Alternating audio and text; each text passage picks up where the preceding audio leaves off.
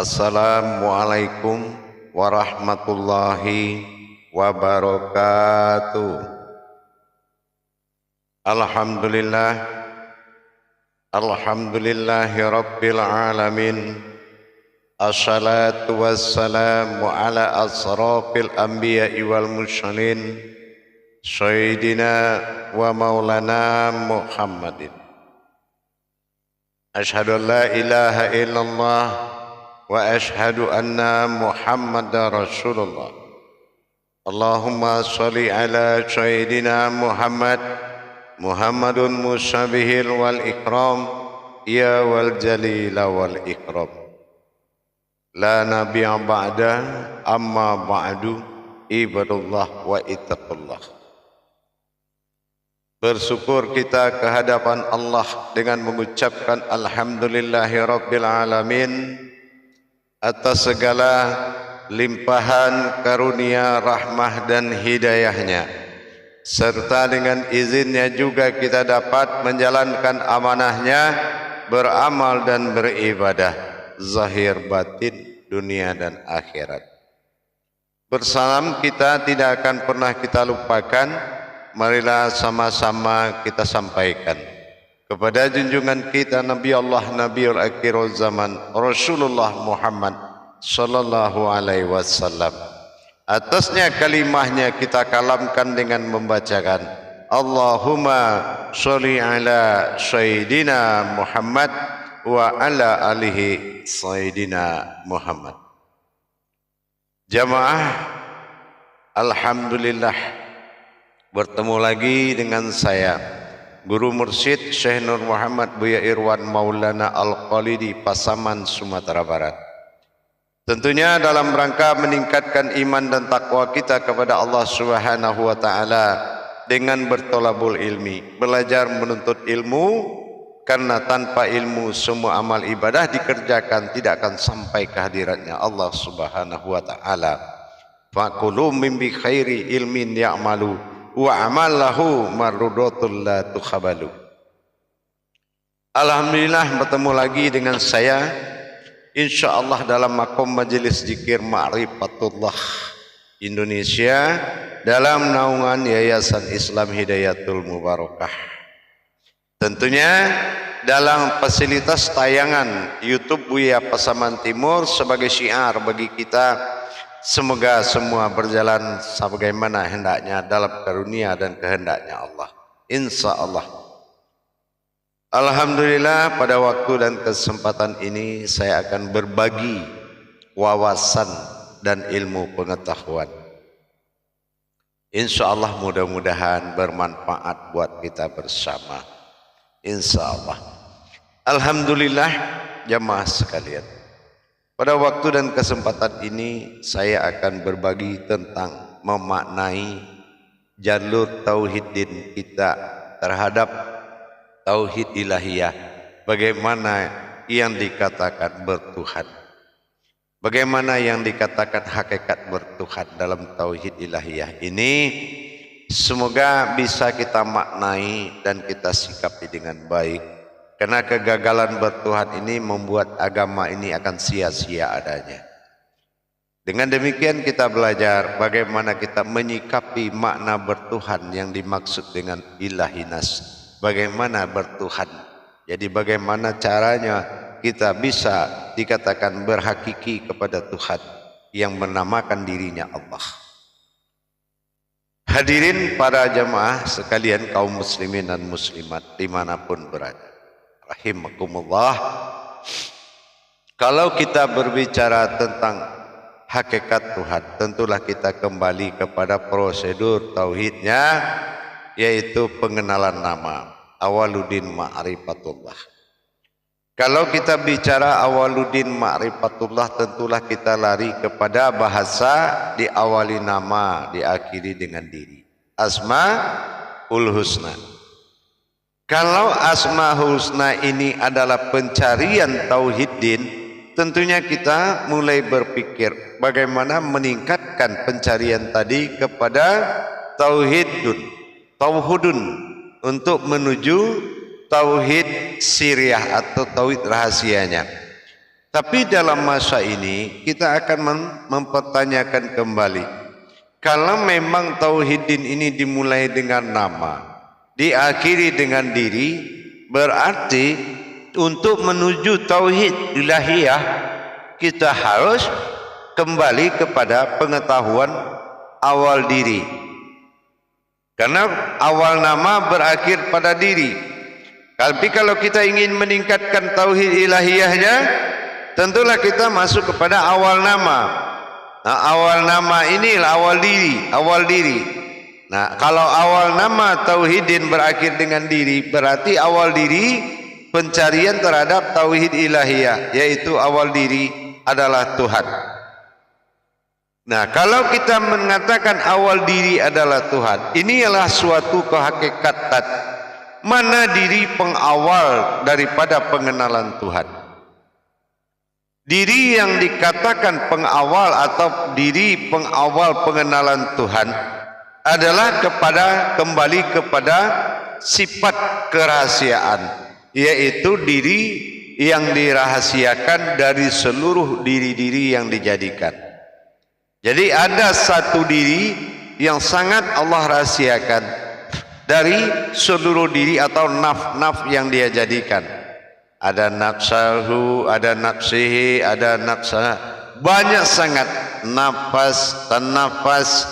Jadi diri-diri yang sangat banyak, diri-diri batin namanya, batin-batin Allah atau an'amta alaihim. Ini bermuara kepada sebuah diri ma'ul hayat atau umul hayat, yaitu induk dari segala diri, dinamakan penghulu diri. Nah, penghulu diri inilah khalifahnya Allah di muka bumi, yaitu diri yang dirahasiakan atau insan yang dirahasiakan. Nah, kalau insan yang dirahasiakan itu disebut dengan itu adalah rahasia ihsan, yaitu manusia atau kehambaan kodrat yang dirahasiakan, kehambaan kodrat yang dirahasiakan. Inilah tingkat kehambaan. Kalau yang tidak dirahasiakan itu tingkat keumatan. Jadi yang dirahasiakan adalah tingkat kehambaan. Yang mana di sini pernah saya sampaikan, kalau kita bertanya kepada Allah, siapa engkau ya Allah? Hamba Allah. Tanya lagi kepada orang yang tidak tahu kita namanya, kita tanya lagi, engkau siapa? Hamba Allah. Akan jawabannya sama. Dia akan memiliki jawaban yang sama. Ini artinya awal daripada pengenalan Tuhan. Nah, awal pengenalan Tuhan ini yang dikatakan keakuannya pada ketuhanannya. Dia dua keakuannya. Ada keakuannya kepada ketuhanannya, ada keakuannya pada dirinya. Ini makanya ada kata aku adalah aku. Jadi bukan aku adalah aku satu wujud. Nah, kalau ada yang mengatakan aku adalah aku, nah itu suatu kesombongan. Tetapi yang dimaksud oleh Allah, aku adalah aku di diriku dan aku di ketuhananku. Nah, bagaimana aku ke Tuhanku? Karena aku ingin menikmati bagaimana rasanya menjadi Tuhan dan bagaimana nikmatnya ingin menjadi Tuhan tadi. Bagaimana rasa dan merasakan nikmatnya. Dan makanya aku berikan suatu ruh yang aku titipkan pada zatku. Makanya asma itu Allah berakhir pada zat, sementara husnanya berakhir pada diri, disebut dengan ihsan. Inilah diri rahasia. Rahasia, syan adalah insan. Jadi insan yang dirahasiakan. Ini yang dikatakan tingkat kehambaan. Kalau memang tingkat kehambaan ini dijadikan keakuannya pada ketuhanannya, inilah yang dikatakan sebuah hayat. Hayatnya Allah. Jadi zat ini diberikan kehidupan oleh Allah dengan dia tiupkan ruhnya, dinamakan ruh keinsanannya. Nah, inilah ruhi. Wa ruhi illa ruhi. Dia tiupkan untuk dia bisa mendapatkan nikmatnya. Bagaimana dalam ketuhanannya dia berbuat dan bersikap dengan melakukan ketuhanannya. Ini yang dinamakan Maha Esa tadi. Jadi keesaannya adalah meliputi dirinya yang mewakili kekuasaan dan kekuatan dia sebagai Tuhan, dan bertingkahnya dia sebagai Tuhan pada zat yang telah dia tetapkan, disebut Allah sebagai kiblat utama bagi nur, sebagai adalah zat. Nah, karena nur ini semua hayat atau kita hayat ini dikatakan nurullah atau nur Muhammad, makanya diberikan suatu pedoman kiblat adalah zat bagi Allah. Nah, diberikan zat oleh Allah untuk pedoman sebagai kodrat, ya, kodratnya Allah, yaitu sebagai zatnya Allah yang akan disembah oleh nur tadi. Dalam hal ini tentulah kita melaksanakan pemahaman bagaimana kita bisa mendapatkan keakuannya tadi. Ini adalah sebuah batin wujud. Kalau kita batin tenggelam yang ditaruh di dalam kalimat Allah. Nah, ini hu ada Allah. Nah, jadi kalau kita sebut Allah itu adalah Allah, ada waw. Waw itu adalah hu itu adalah dia. Dan waw hakikatnya adalah batin yang tersembunyi. Nah, jadi kalau Allahu Akbar, Allahu Akbar, jadi kalau kita mau manggil menuju batin yang tersembunyi, dia disebut ada, dilihat tak ada. Inilah yang dikatakan waw, Allah. Nah, ini waw hu atau dia. Ini kodratnya batin. Kenapa dinamakan batin? Karena dia adalah batin yang tenggelam. Waw kodratnya adalah batin yang tenggelam, mewakili kodratnya. Nah, gitu. Jadi kalau kita manggil Allah, Allah, Allah, Allah, mengebatin kepada batinnya, maka akan sampailah tadi suara yang akan sampai, niat yang akan ditujukan. Tapi kalau kita tidak mengenal batin atau waw yang ada di dalam kalimat alif lam lam ha tadi disebut Allah, maka kita tidak akan sampai ke tujuan kita karena kita tersembah namanya. Nah, jadi itulah yang dikatakan waw hu atau dia. Ini kodratnya batin. Inilah yang dikatakan batinnya Allah atau ihsan. Jadi disitulah kita mencapai keihsanan Allah atau keumatan atau kehambanya tadi sebagai jalan yang mutlak, yang sebagai petunjuk mata batin. Nah, inilah yang mencari diri dengan diri. Diri ihsan yang akan dicapai adalah diri keumatan pertama yang Allah tunjukkan dan Allah buktikan. Aku ingin menjadi Tuhan, maka ku jadikanlah umat. Aku menjadi Tuhan dan ku jadikanlah umat. Maka umat pertama yang dia jadikan adalah ihsan. Nah, ihsan inilah yang akan menjadi patokan pertama sebagai kiblatullah, yaitu jalan untuk menuju Allah.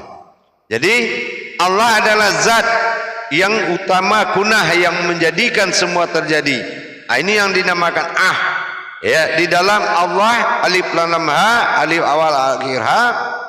Kalau kita menyebut ilah alif awal akhir ha, inilah ih. Nah, yang kedua. Nah, nanti akan tahu lagi bagaimana terjadi belakangnya ha, Nah, jadi ada tingkatan pengenalan terhadap asmanya. Tapi pada waktu dan kesempatan ini kita kembali kepada satu jalan, yaitu mengenal kehambaan dan kerahasiaannya. Jadi dengan dia mengatakan Asmaul Husna, husna itu adalah hu aku, sin ada nas, nah itu keakuan aku pada manusia. Nah, ini keakuan aku pada wujudnya. Bagaimana keakuan aku kepada zat yang dinobatkan menjadi sembahan daripada nur. Nah, ini sembahan daripada nur. Zat sembahan daripada nur. Nur adalah hayat daripada Allah, adalah jiwa manusia. Jadi itu dinamakan insan. Insan beralamkan sebuah kodrat.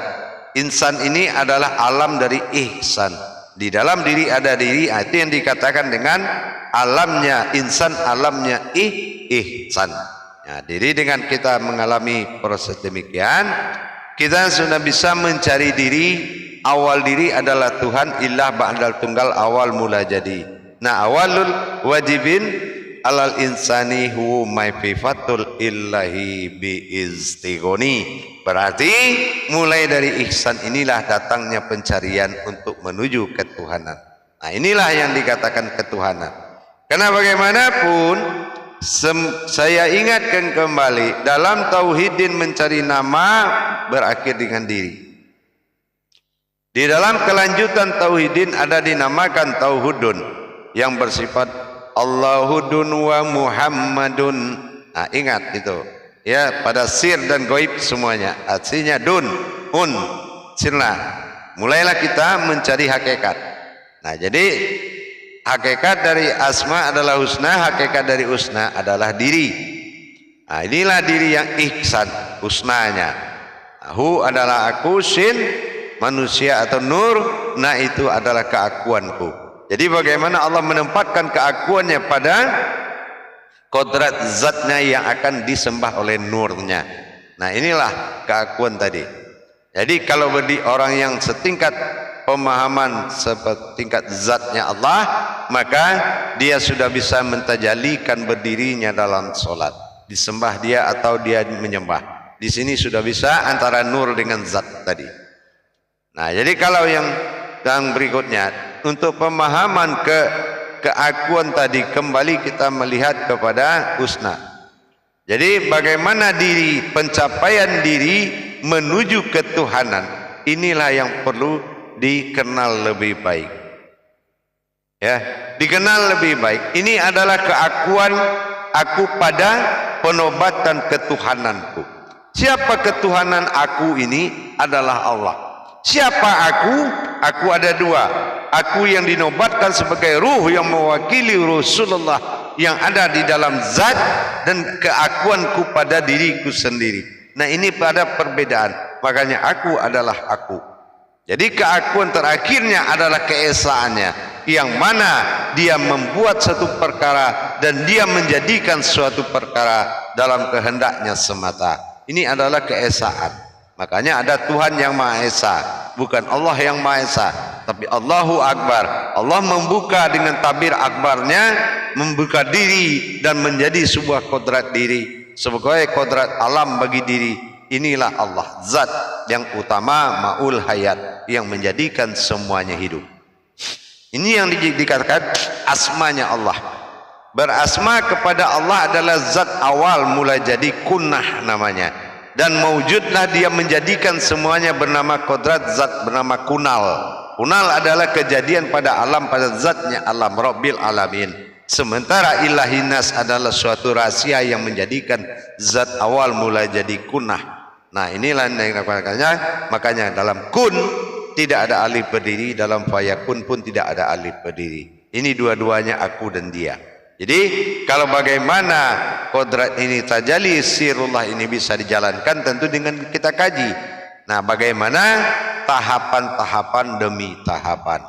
Jadi kalau tahapan yang dikatakan sebagai ilahinas adalah tahapannya keakuannya.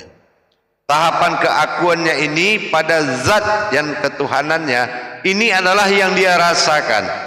Bagaimana dia menjadikan husna, adalah aku, sinnas, nah itu adalah keakuanku padamu. Ini adalah nikmat yang dia rasakan.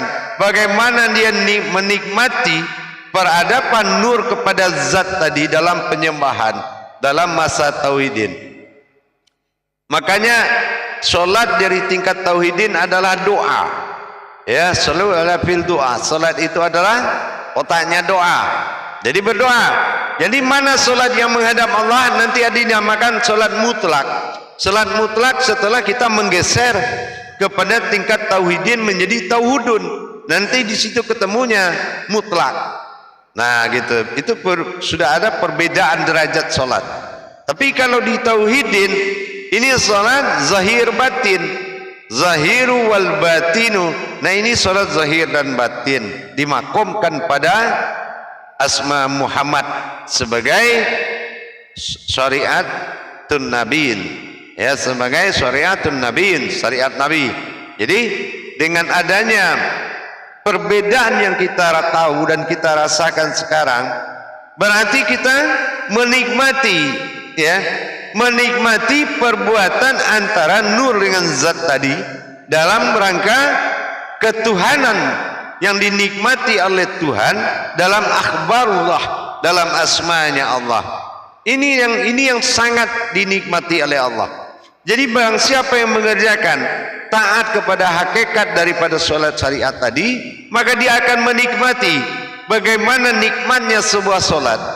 Inilah yang dikatakan wa an ya'buduna hadza siratum mustaqim. Sembahlah aku, itulah jalan yang paling lurus. Jadi dengan kita telah memahami sekarang kunah adalah zat yang terlihat ini dan keakuan pada diri, dan bagaimana nur ini menghadap kepada zat dan keakuannya menikmati, maka itulah yang dikatakan allazina yu'minuna wa bil ghaibi wa yuqimunas salat wa mimma razaqnahum yunfikun. Inilah nikmat yang paling besar, merasakan nikmat Tuhan oleh perlakuan nur dan zat tadi, di antara menghadapnya sebuah hayat kepada kodrat wujudnya zatnya. Disinilah yang dikatakan aku bersifat pada zat dan sifatku sendiri. Nah, sifatku sendiri itu adalah hayat.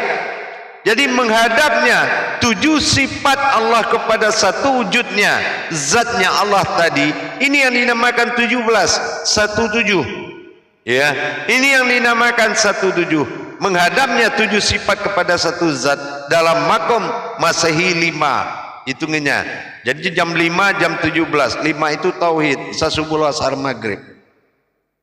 Jadi dengan demikian nikmat salat itu sudah bisa dirasakan oleh keakuannya, yaitu sebuah ruh yang dititipkan nyawa bagi kita, dititipkan kepada zat dan nur, dititipkan kepada hayat, dititipkan kepada kodrat. Disinilah kita menikmati. Yang menikmati, ini yang penting. Kata-kata menikmati tadi dalam masa bersaksi, fardu ain, fardu wajib ain menyaksikan.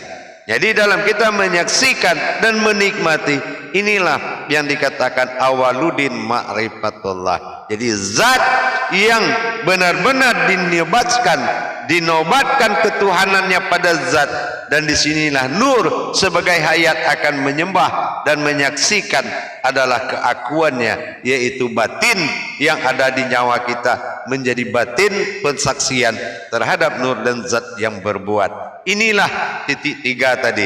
Jadi kalau kita sudah bisa menikmati itu, berarti kita menyaksikan benar kalau fardu ain itu adalah wajib menyaksikan. Nah, inilah awal kita mulai mengenal apa yang dikatakan jalan bertuhan. Kenapa? Karena kita mengingat keakuan tadi. Ya, kita mengingatkan, makanya memintalah kepadaku maka akan ku kabulkan. Aku kabulkan. Gitu ya. Jadi kalau mana keakuan, inilah sebuah sir yang dititipkan sebagai keakuannya batin bagi Allah, nyawa bagi kita. Nah, jadi dengan kita memahami cara demikian, bersaksilah nyawa kita terhadap zat yang disembah oleh nur di dalam nikmat sirnya Allah.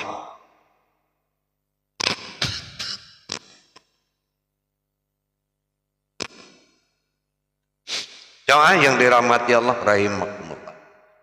Dengan demikian sangat kita mencari nikmat itu. Wa mimma razaqnahum yunfikun. Benar-benar nikmat itu sangat luar biasa. Menikmati sholat ini tidak mudah. Banyak orang mengerjakan sholat tapi tidak bisa menikmati sholat.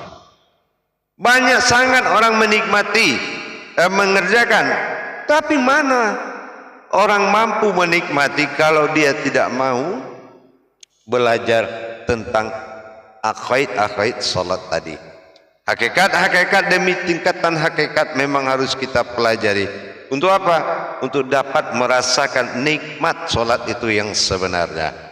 Jadi tidak ada istilah dengan makom pengetahuan yang cukup tinggi terus kita tidak sholat, itu salah. Orang marifat bukan orang tidak sholat. Orang marifat orang yang tidak melihat dirinya lagi dalam sholat, melainkan wujud Allah semata. Itu yang orang marifat, bukan orang tidak sholat. Jadi saya harapkan kepada kita yang dalam pencarian ketuhanan diri, jangan melalaikan syariat. Karena Allah fil zahiru, wallahi fil batinu. Allah fil awalul, wallahi fil akhirun. Allah juga yang bersifat zahir, Allah juga yang bersifat batin. Allah juga yang bersifat awal, Allah juga yang bersifat akhir. Kalau awalnya syariat, akhirnya ma'rifat, maka yang bersyariat ini adalah ma'rifat. Insyaallah. Jadi tidak ada perbedaan dan perusakan ibadah lain. Jadi tingkatkan kualitas ibadahmu, bukan meninggalkan ibadahmu. Insyaallah. Akhirul kalam, wabillahi taufiq wal hidayah. Wassalamualaikum warahmatullahi wabarakatuh.